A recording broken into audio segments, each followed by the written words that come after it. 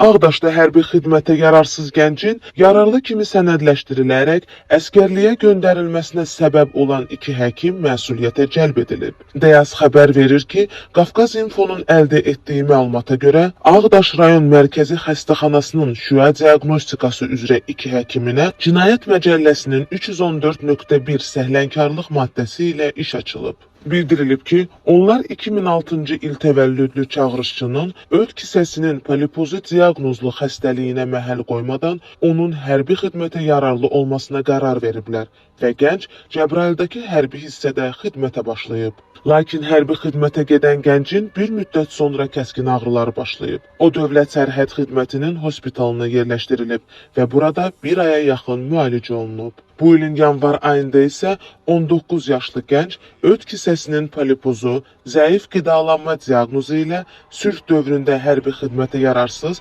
müharibə dövründə məhdud yararlı hesab edilməklə silahlı qüvvələrin sıralarından tərxis olunub. Bundan sonra gəncin hərbi xidmətə yararlı olmasına qərar verən həkimlərə cinayət işinin açılmasına və onların 314.1 maddəsi ilə cəzalandırılmasına qərar verilib.